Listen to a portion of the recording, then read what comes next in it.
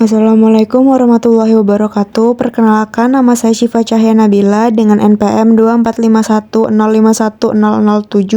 Prodi D3 Perpajakan, Fakultas Ekonomi dan Bisnis Unila. Di sini saya akan menjelaskan materi mengenai uang dan bank. Apa itu uang? Uang adalah alat perantara untuk tukar-menukar atau perdagangan. Ada dua jenis uang yang digunakan pada perekonomian maju. Yang pertama ada uang giral, yang kedua ada uang kertas. Berdasarkan sifatnya, perekonomian dibedakan menjadi dua jenis. Yang pertama ada perekonomian barter dan yang kedua ada perekonomian uang. Perekonomian uang adalah perekonomian yang sudah menggunakan uang sebagai alat tukar dalam kegiatan perdagangan. Apa sih fungsi dari uang? Yang pertama sebagai perantara alat tukar-menukar, yang kedua sebagai alat satuan hitung, yang ketiga sebagai ukuran pembayaran di masa depan, dan yang keempat adalah sebagai alat penyimpan kekayaan. Bagaimana uang dapat diterima? Tentunya dengan memenuhi berbagai syarat, di antaranya yang pertama dapat diterima umum, yang kedua nilainya tidak mengalami perubahan dari waktu ke waktu.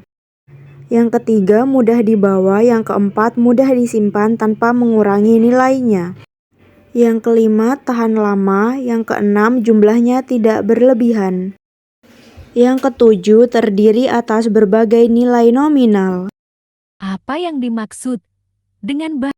Menurut Undang-Undang Nomor 10 Tahun 1998, bank adalah badan usaha yang menghimpun dana dari masyarakat dalam bentuk simpanan dan menyalurkannya kepada masyarakat dalam bentuk kredit dan atau bentuk-bentuk lainnya dalam rangka meningkatkan taraf hidup rakyat banyak. Ada 3 jenis bank di Indonesia. Yang pertama ada bank umum, yang kedua ada bank sentral, yang ketiga ada bank syariah. Bank berfungsi untuk apa? Fungsi dari bank yaitu yang pertama adalah pengumpulan dana, yang kedua pembiayaan, yang ketiga peningkatan kegunaan dari dana masyarakat, dan yang keempat ada penanggung resiko. Itu tadi adalah fungsi utama dari bank. Bank juga memiliki fungsi tambahan, yaitu yang pertama adalah memberikan fasilitas kepada para masyarakat untuk pengiriman uang. Yang kedua ada penggunaan cek, yang ketiga memberikan garansi bank. Bagaimana dengan tujuan dari bank? Bank memiliki tujuan jangka panjang, yaitu untuk mencari laba. Sedangkan tujuan jangka pendeknya adalah untuk memenuhi cadangan minimum, memberikan layanan yang baik kepada para masyarakat, dan yang terakhir adalah strategi investasi. Selanjutnya kita akan membahas mengenai bank umum. Di sini ada beberapa contoh dari bank umum, yaitu ada BCA, BRI, BNI, dan Mandiri yang sudah tidak asing lagi bagi kita. Selanjutnya ada jenis-jenis dari bank umum. Yang pertama ada bank umum milik pemerintah. Yang kedua bank umum milik swasta nasional. Yang ketiga, bank umum milik swasta asing. Selanjutnya kita akan membahas mengenai bank sentral. Bank sentral di Indonesia adalah Bank Indonesia. Bank sentral adalah bank satu-satunya yang memiliki wewenang untuk memproduksi uang, tidak dengan bank lainnya ataupun bank umum ataupun bank syariah. Bank sentral berbeda dengan bank umum dapat dilihat dari tugas dari bank sentral, yaitu yang pertama ada menetapkan dan melaksanakan kebijakan moneter.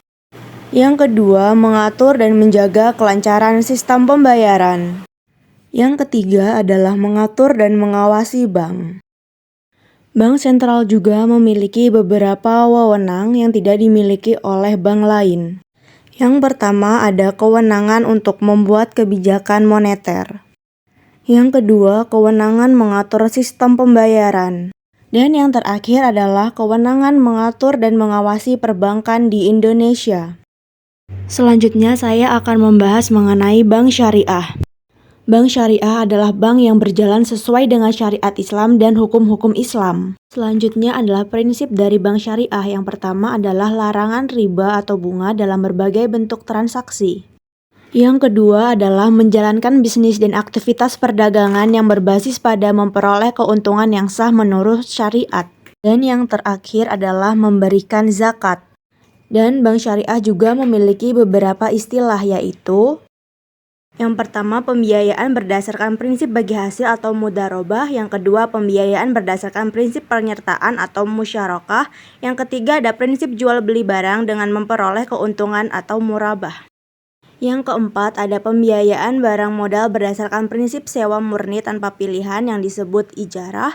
Yang kelima, ada pilihan pemindahan kepemilikan atas barang yang disewa dari bank oleh pihak lain yang disebut jarah wa ikna. Sekian materi dari saya, mohon maaf apabila ada kesalahan penyampaian. Saya akhiri, wassalamualaikum warahmatullahi wabarakatuh.